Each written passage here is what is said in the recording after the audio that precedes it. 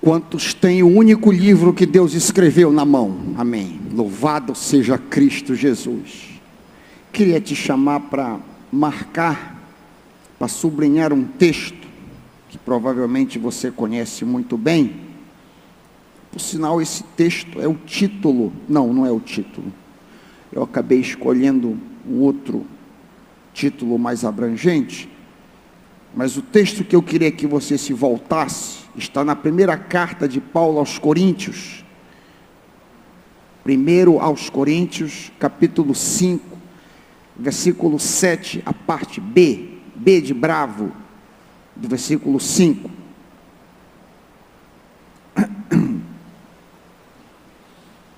A minha tradução, eu queria até que a gente recitasse isso. Eu vou recitar e vocês sigam a minha recitação. Pois Cristo, nosso Cordeiro Pascal, foi sacrificado. Vamos juntos? Pois Cristo, nosso Cordeiro Pascal, foi sacrificado. A gente pode dizer melhor isso. Vamos juntos? Pois Cristo, nosso Cordeiro Pascal, foi sacrificado. Pai, fala aos nossos corações nesta manhã. Que haja unção na palavra, Pai. E não apenas comunicação de fatos. Que haja poder e que o nosso entendimento, o nosso coração seja aquecido em nome de Jesus, amém. O texto que nós acabamos de recitar, identifica Jesus Cristo com o Cordeiro Pascal, lá da Páscoa judaica, ou seja, aquele cordeiro, aquele animal, que foi sacrificado 1500 anos antes de Cristo. A Páscoa foi estabelecida, a Páscoa judaica, foi estabelecida 1500 anos antes de Cristo, ou seja, 3500 anos atrás. Aquele animal que foi morto era um símbolo, era uma metáfora, era um tipo do Cristo que viria. Nós poderíamos dizer que os judeus matavam para celebrar aquele Cristo que no cume da história, no pivô, no ápex da história humana, viria a este mundo, como aconteceu há 2000 anos atrás. A instituição da Páscoa, como eu disse, 1500 anos antes de Cristo, está registrada em Êxodo 12, de volta para lá, Êxodo 12, 1 a 28, Êxodo 12, 1 a 28, nós não vamos ler a instituição toda, mas eu queria pegar o resumo, que está nos versículos 21 a 27, acompanha comigo, eu leio na Ara, você acompanha na sua tradução, Êxodo 12, 21 em diante. Moisés convocou todas as autoridades de Israel e lhes disse: escolha um cordeiro ou um cabrito para cada família, matem-no para celebrar a Páscoa, molhem um feixe de isopo no sangue que estiver na bacia e passem o sangue na viga superior e nas laterais das portas. Nenhum de vocês poderá sair da casa até o amanhecer. E o suprassumo está aqui, 23. Quando o Senhor passar, Páscoa, quando o Senhor passar pela terra para matar os egípcios, verá o sangue na viga superior e nas laterais da porta, e, de novo, Páscoa, passará sobre aquela porta, e não permitirá que o destruidor entre na casa de vocês para matá-los. Verso 25, quando entrarem na terra que o Senhor os prometeu dar, Canaã, celebrem esta cerimônia. Quando os seus filhos lhes perguntarem, o que significa esta cerimônia? Digam-lhes, é o sacrifício da Páscoa que o Senhor passou sobre a casa dos israelitas no Egito e poupou nossas casas quando matou os egípcios.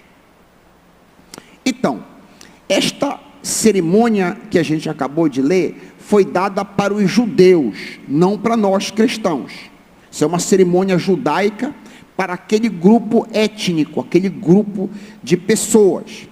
E existem paralelos maravilhosos. Eu sempre pensei em fazer um estudo dos paralelos eu acabei fazendo nesta semana para compartilhar com vocês. Alguns paralelos eu já sabia, outros eu descobri enquanto meditava neste texto da Páscoa e na nossa Páscoa, que vamos celebrar daqui a pouco, a mesa do Senhor, a ceia do Senhor.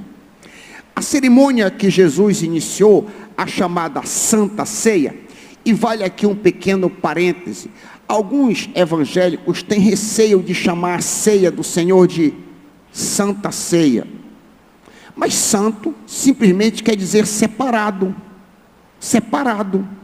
A ceia não é uma alimentação, não é um momento comum, como por exemplo, quando você vai no McDonald's comer um sanduíche.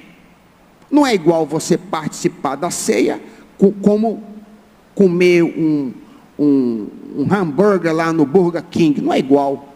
Por isso é santo, é separado, é santificado para os nossos corações. Então, a cerimônia que Jesus iniciou, a chamada Santa Ceia, é uma extensão da Páscoa judaica. Como eu já disse, é possível afirmar que a Páscoa dos judeus é um tipo, é uma metáfora da ceia do Senhor. Veja bem, em primeiro lugar, o estabelecimento da Páscoa dos judeus visava duas coisas: relembrar e proclamar a redenção dos israelitas da escravidão do Egito. O estabelecimento da ceia do Senhor visa duas coisas: relembrar e proclamar a redenção dos crentes da escravidão do pecado. O paralelo é exato. Nós vamos ver mais tarde que a ceia do Senhor é maior, tem um significado mais abrangente e maior do que a Páscoa, porque também a ceia do Senhor ilustra a nossa comunhão. Nós, como membros da família de Cristo, estamos em comunhão, e também a ceia do Senhor nos mostra que nós podemos ter comunhão com Deus nesse momento. Calma que eu não vou advogar transubstanciação, não vou advogar nada disso, mas eu vou mostrar que a ceia do Senhor também é um momento de comunhão especial com Deus. Mas vamos então, antes de analisarmos o maior significado da ceia, vejamos o primeiro propósito da Páscoa.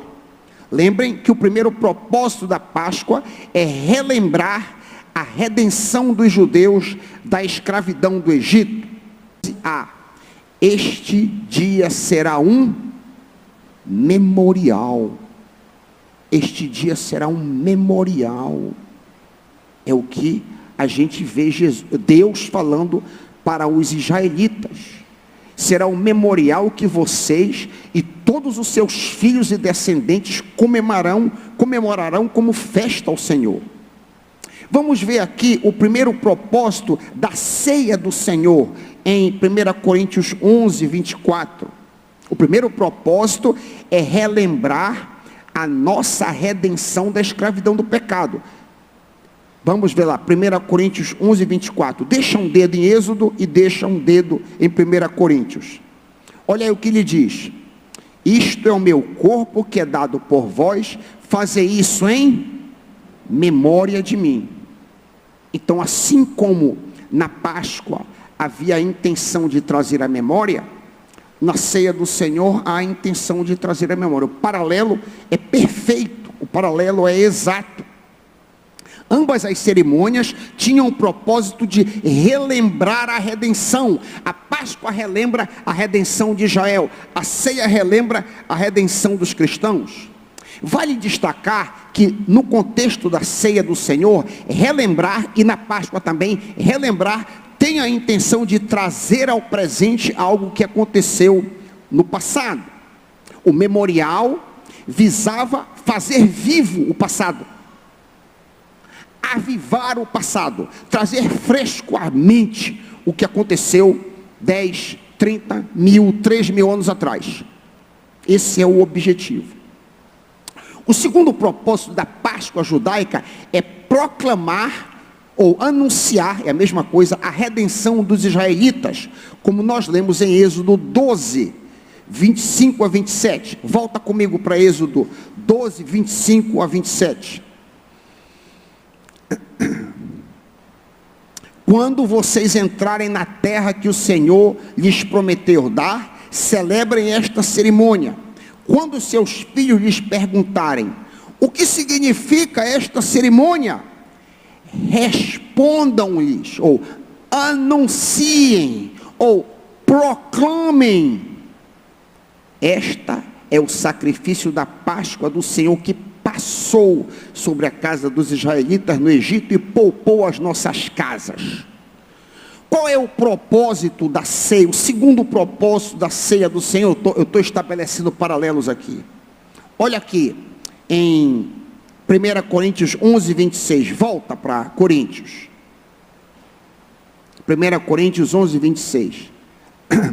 Sempre que vocês comerem deste pão e beberem deste cálice, vocês anunciam a morte do Senhor. O paralelo é exato. Da mesma maneira como era na Páscoa, da mesma maneira é na ceia do Senhor. Os paralelos não param aqui. Esses aqui são os mais gritantes. São os paralelos que saltam os olhos logo. Mas eu descobri muito mais coisa de paralelo que eu queria compartilhar com vocês. Há várias concomitâncias, há vários paralelos. Por exemplo, vamos avante. A Páscoa dos judeus é o marco de fundação da nação Israel, a igreja judaica, cuja aliança é confirmada no Sinai. Por outro lado, a Santa Ceia é o marco de fundação da Israel espiritual, a igreja, cuja aliança é confirmada no Pentecostes. Assim como os anjos desceram para entregar a lei a Moisés e a Israel, assim também o Espírito desceu sobre os discípulos para entregar-se a si mesmo. Paralelo também perfeito. Um outro paralelo: a Páscoa judaica abre a porta para o grande êxodo físico dos israelitas. A Santa Ceia abre a porta para o grande êxodo espiritual das trevas para a luz. Da mesma maneira como o povo de Israel deixou o Egito e foi transportado para Canaã, assim também os crentes foram resgatados do domínio das trevas e transportados para o reino do seu Filho amado, em quem temos redenção, a saber, o perdão dos pecados. Colossenses 1, 13, 14, um outro paralelo. Vamos para mais um paralelo. Moisés espargiu o sangue da aliança sobre o povo, como nós lemos em Êxodo 24, 8. Abre aspas. Depois Moisés aspergiu o sangue sobre o povo, dizendo: este é o sangue da aliança que o Senhor fez com vocês, de acordo com todas essas palavras. Fecha aspas. Jesus, o novo Moisés, Deuteronômio 18, 15 a 19, derramou seu próprio sangue para estabelecer a nova aliança com todos os povos, como nós lemos em Lucas 22, 20. Da mesma forma, depois da ceia, tomou o cálice, dizendo: este cálice é a nova aliança no meu sangue. Temos aqui um outro paralelo ainda. Segue-se mais paralelos. Por falar em sangue, o sangue do cordeiro da Páscoa judaica protegeu os israelitas da ira de Deus, como nós lemos em Êxodo 12, 7. Tomarão do sangue e o porão em ambas as ombreiras e na verga da porta, a fim de que os primogênitos dos israelitas não morram. Da mesma maneira, o sangue do Cordeiro de Deus, representado no cálice, nos protege da ira de Deus, pois Cristo é a propiciação, essa palavra técnica, o sacrifício de satisfação da ira pelos nossos pecados. 1 João 2:2. Outro paralelo. Ainda outro. E eu não quero enfadá-los de eterno para a gente passar aqui a manhã inteira só fazendo paralelo. Mas mais um paralelo. Na Páscoa judaica, o animal a ser morto tinha que ser perfeito e tinha que ser do sexo masculino. O sangue de Cristo como um cordeiro sem mancha, sem defeito, sem mácula. Então o paralelo também aqui é perfeito. Mas tendo dito isso tudo, simboliza a morte da nossa carne, simboliza a morte da nossa carne e a ressurreição para uma nova vida com Cristo. Você já se batizou?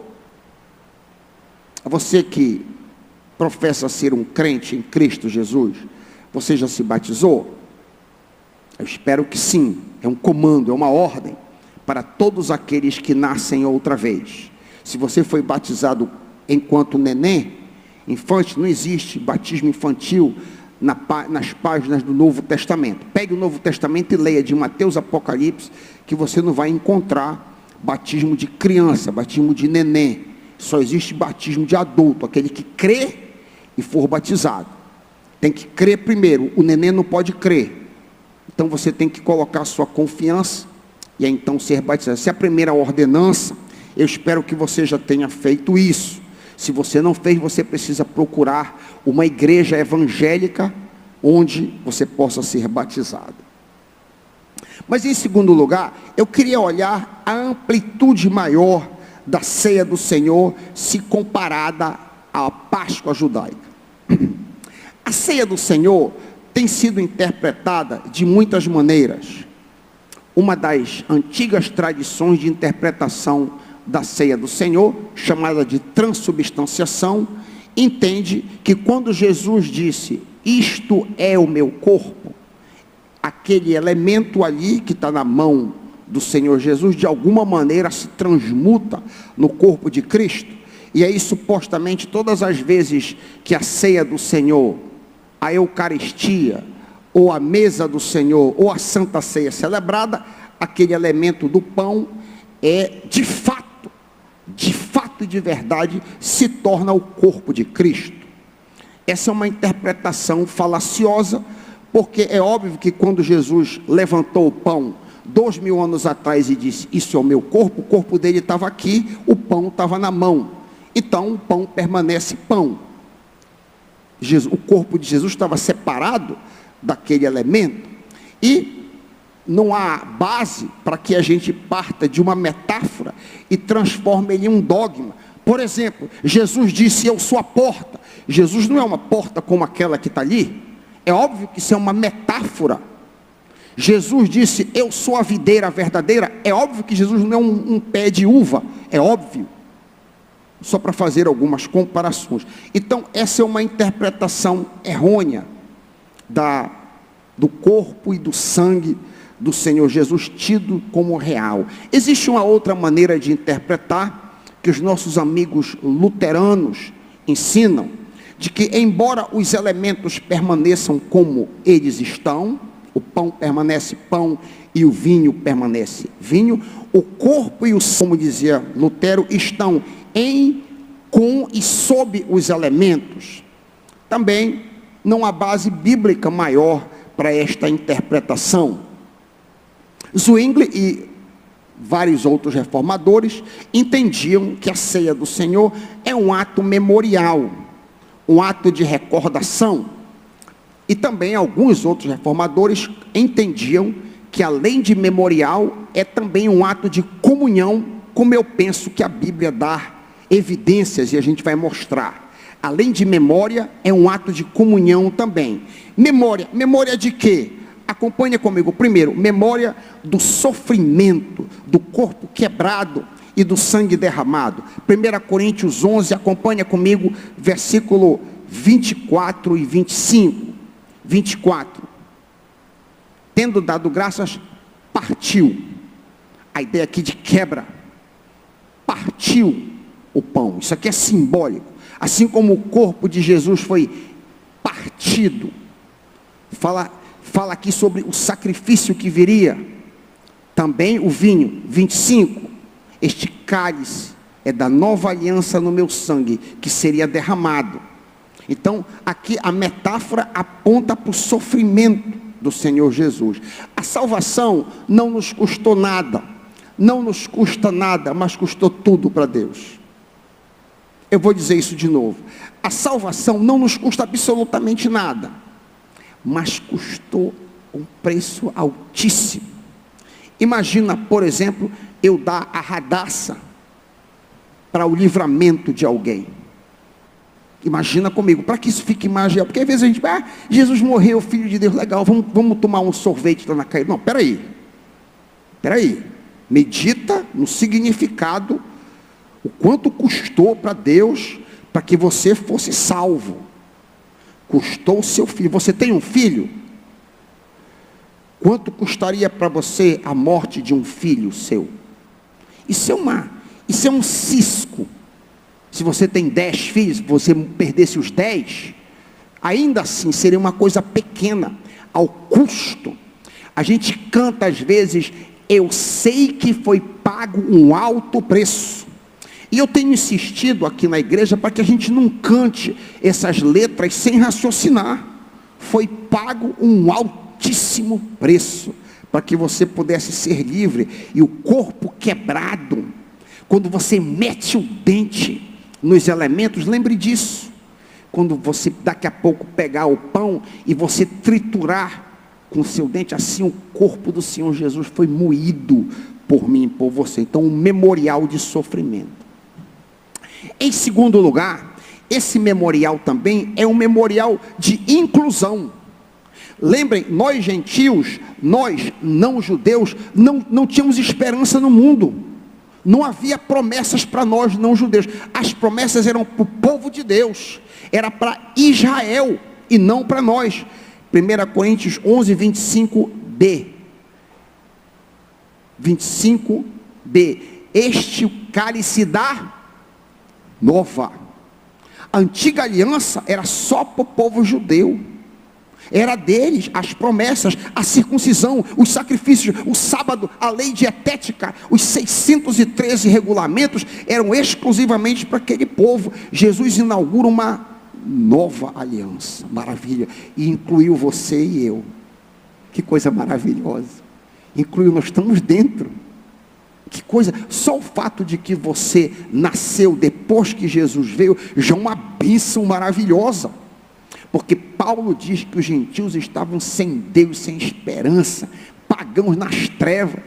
E agora você tem Cristo Jesus incluso na nova aliança. Então é uma lembrança disso aí também. O triunfo da cruz. Jesus ressuscitou e vive. Vem, traz um amigo. Isso é a diferença fundamental entre o cristianismo e todas as outras religiões. Buda morreu e ficou lá na cova. Maomé morreu e ficou lá, apodreceu por lá. Confúcio morreu e ficou na cova. Jesus vive, aleluia. Oh, aleluia. Por isso eu posso crer no amanhã, porque Ele vive, temor não há. Pois eu sei que a minha vida está nas mãos do meu Senhor que vivo está. Aleluia. Então, a ceia do Senhor, ela também é uma lembrança para nós da vitória. Ainda mais, a ceia é mais do que isso. A ceia do Senhor é uma instituição de comunhão entre os irmãos. Eu queria fazer uma leitura rápida e você me acompanhando. 1 Coríntios, olha só o quanto ele fala dessa comunhão. 1 Coríntios 11, 17, 18, 20, 33 e 34. Acompanha comigo na tua Bíblia. 1 Coríntios 11, 17. Nisto, porém, que vos prescrevo, não vos louvo, porquanto vos ajuntais. 18. Porque antes de tudo estou informado a haver divisões entre vocês, quando vos reunis. 20. Quando, pois, vos reunis no mesmo lugar. 33, comigo. Assim, pois, irmãos meus, quando vos reunis para comer. 34, se alguém tem fome, coma em casa, a fim de não vos reunirdes. A ceia do Senhor é para ser celebrada na reunião dos santos. A ceia do Senhor não é para ser celebrada na tua casa. A ceia do Senhor não é para você juntar o pãozinho, é para reunião, é uma congregação, é um culto público de reunião dos santos. Conforme nós acabamos de ver várias vezes a ênfase que Paulo martela, quando vocês estiverem reunidos, quando vocês estiverem ajuntados. E por sinal, a ceia do Senhor é para o crente lavado no sangue de Cristo. A ceia do Senhor não é para o ímpio, nem mesmo, pasme, para o crente desviado. Não é nem apenas para aquele que nunca nasceu de novo, mas também não é para aquela pessoa que está afastada, que se diz crente, foi lavado, foi até batizado, mas está afastado do Senhor. Paulo diz que se você participar, você está trazendo juízo, você está trazendo castigo sobre você. E a gente vê aqui um paralelo entre a Páscoa judaica e a ceia do Senhor. Volta para Êxodo comigo rapidamente. Volta para Êxodo 12, que a gente está martelando bastante em Êxodo 12. Olha aqui, na Páscoa judaica, somente o povo de Deus podia participar. Olha comigo, 12:43, disse o Senhor a Moisés, esta é a ordenança da Páscoa, nenhum estrangeiro comerá dela. Nenhum estrangeiro comerá dela. Nem aqui, trazendo aqui para o nosso contexto, nenhum não crente comerá dela. Nenhum não crente pode participar. Quando Jesus celebrou a ceia, ele chamou, lembram, apenas os seus discípulos. Jesus não celebrou a ceia com a multidão. Jesus estabeleceu esse ritual, essa cerimônia, apenas com seus discípulos. E como eu acabei de dizer, não apenas isso. Paulo disse que até mesmo os seus discípulos, marquem agora a minha palavra, até os seus discípulos que estão afastados, não devem participar da cerimônia. Onde é que está escrito isso, pastor Raik? 1 Coríntios 11:29, volta lá para Coríntios comigo,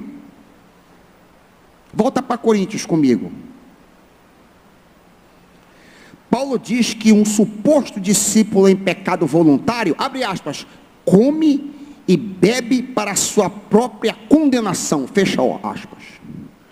Pastor Raik, eu estou errado, então, perfeitamente, se arrependa e venha para a mesa do Senhor. Pastor Raik, eu nunca fiz uma decisão por Cristo. O que está impedindo você de se decidir por Cristo? Eu não sou crente, o que está impedindo você de ser crente? Eu não sou dessa igreja, não interessa.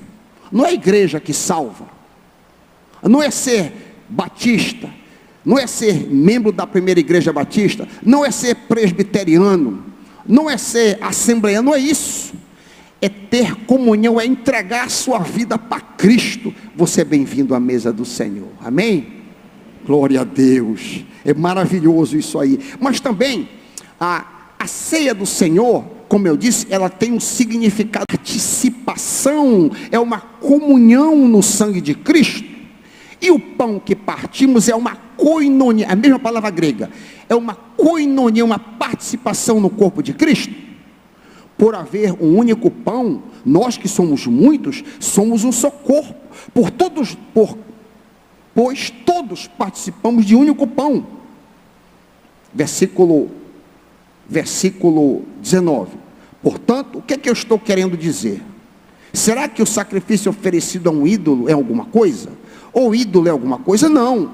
Quero dizer que os pagãos sacrificam, é oferecido a demônios e não a Deus. E eu não quero que vocês tenham koinonia com os demônios.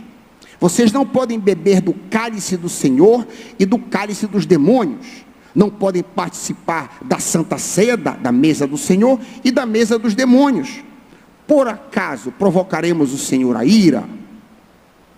Aqui, Paulo, desse texto aparentemente enigmático, está dizendo duas coisas. Eu quero resumir. Paulo está dizendo que o corpo, Jesus Cristo é o corpo. Nós somos muito. Quando nós nos reunimos ao redor da mesa do Senhor, nós estamos dizendo que nós somos um. Então nós devemos trabalhar pela unidade desse corpo.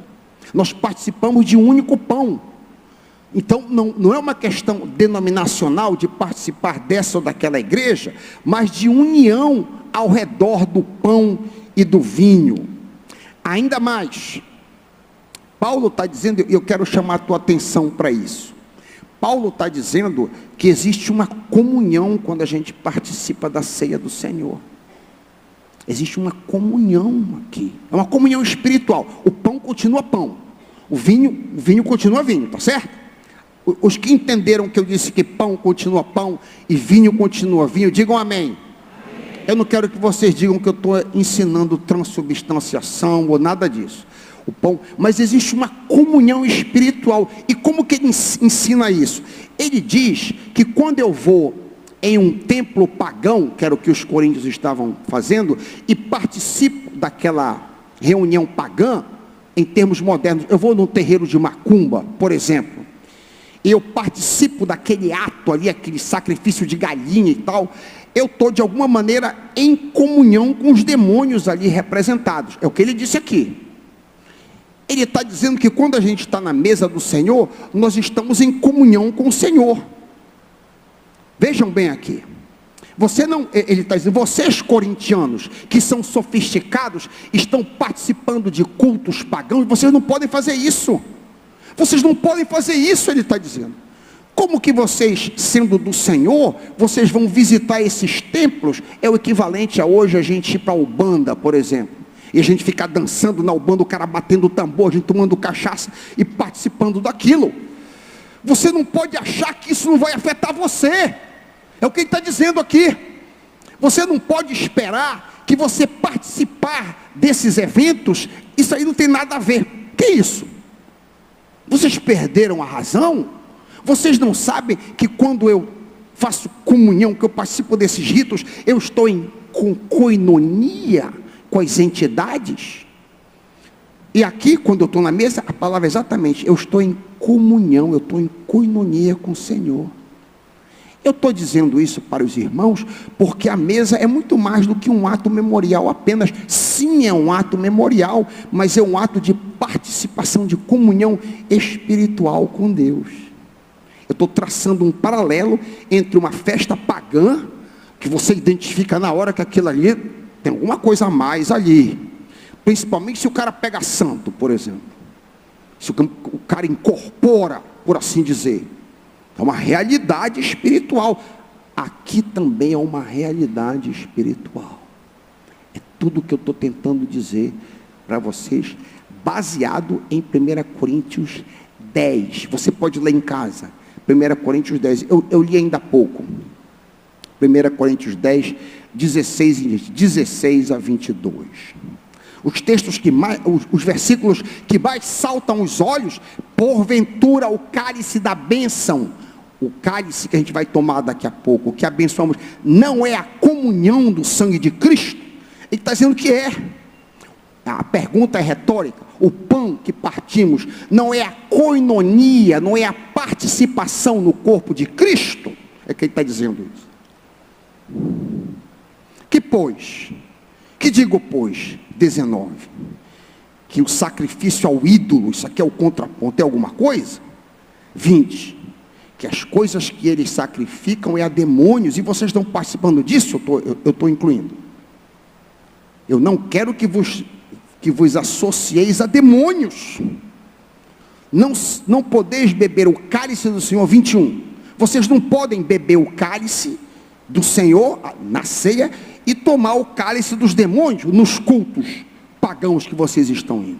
Vocês não podem participar, ou você participa de um ou de outro. Vocês querem provocar zelo, vocês querem provocar, 22, ciúme, você é mais forte do que o Senhor? Eu penso que os irmãos entenderam o que eu estou querendo dizer. Que Deus aplique. Eu tenho muita munição ainda, mas eu já estou com o tempo espocado. Mas vocês compreenderam o que eu estou querendo dizer. Nós vamos participar de um momento santo. Agora, nós vamos participar da mesa preciosa do Senhor. Uma mesa que aponta para a salvação. Uma mesa que aponta para a comunhão. Uma mesa maravilhosa, que todos são bem-vindos. Gentil e judeu, desde que tenha aceitado a Cristo Jesus como Senhor. Queria chamar o corpo diaconal para estar comigo aqui. Corpo diaconal para estar comigo aqui. Nós vamos daqui a pouco distribuir nós vamos distribuir os elementos. Vamos passando.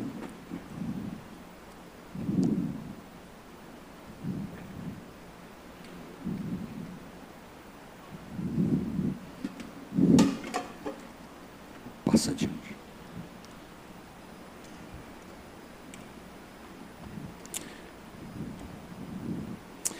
Paulo diz: examine-se, pois, o homem a si mesmo, e assim, coma do pão e beba do vinho. Distribuamos os elementos.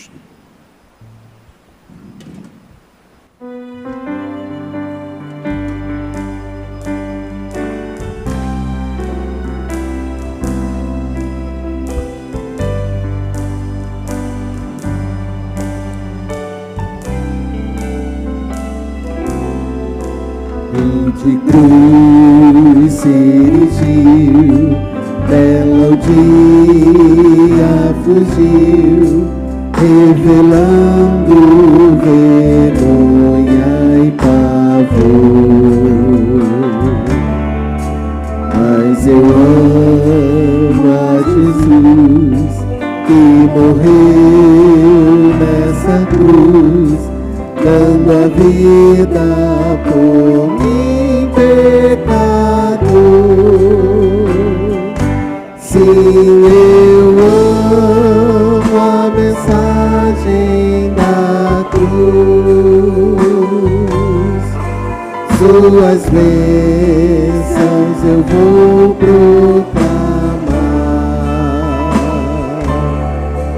Levarei eu também minha cruz,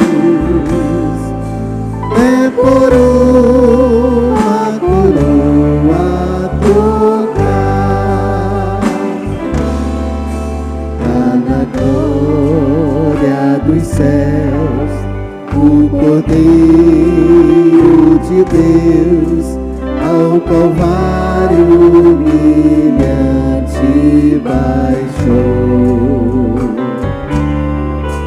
E essa cruz tem pra mim atrativos sem fim, porque nela Ele me resgatou.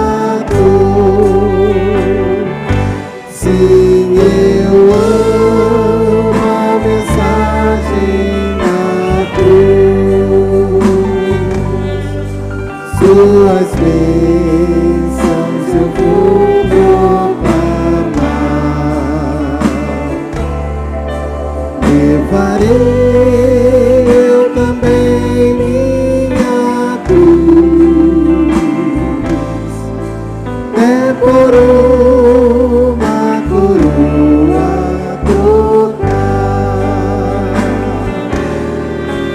Eu aqui com Jesus, a vergonha da cruz, quero sempre levar e sofrer.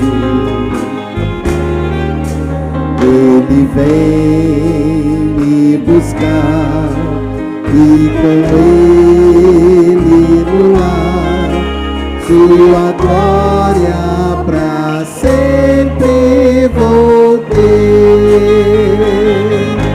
Sim, eu amo a mensagem da cruz. Suas bênçãos eu vou proclamar. Levarei eu também minha cruz, é por uma coroa trocar. Levarei eu também minha cruz, é por uma coroa trocar.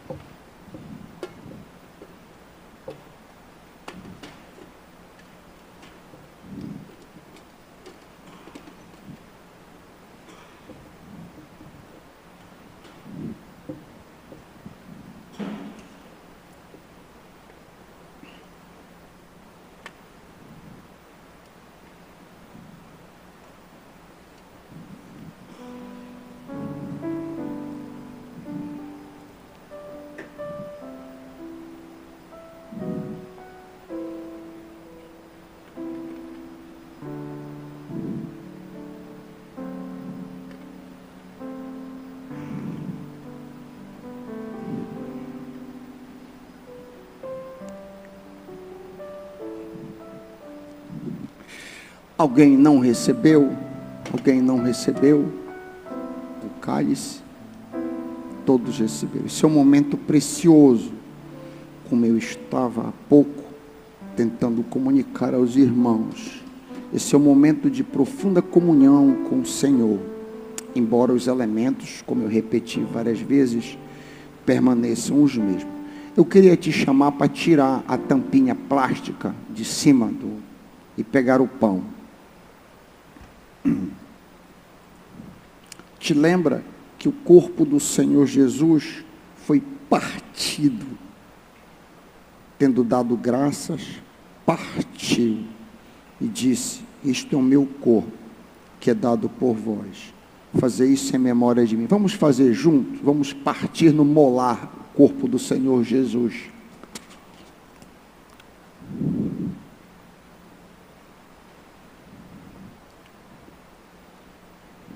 Você pode tirar a tampinha plástica, a tampinha prateada de cima do cálice, cuidado para não derramar.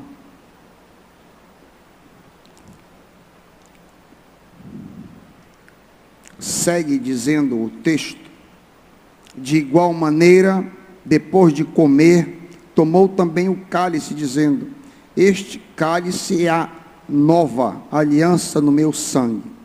Fazer isso todas as vezes que beberdes, em memória de mim. Vamos participar juntos? Vamos participar. Obrigado, muito obrigado, Pai, pelo sangue precioso. Tu só tinhas um filho, e mandastes o teu filho como missionário, como sacrifício, como cordeiro pascal, para nos remir. Mandastes o teu filho como redenção, como pagamento pela nossa rebelião, pelos nossos pecados, pela nossa indiferença, para nos aproximar de ti. Quanto amor maravilhoso por nós, pecadores miseráveis. Quanto amor, amor indizível, amor inexplicável é o teu, que mandou o teu filho morrer, sangrar por nós, para pagar a nossa conta. Muito obrigado. Alimenta-nos fortemente para que possamos viver vidas santas, vidas dignas, que possamos responder, Pai, sendo cada vez mais parecidos com o teu filho. Nós oramos pedindo isso, crendo que recebemos, no nome e pelo amor de Jesus. Amém.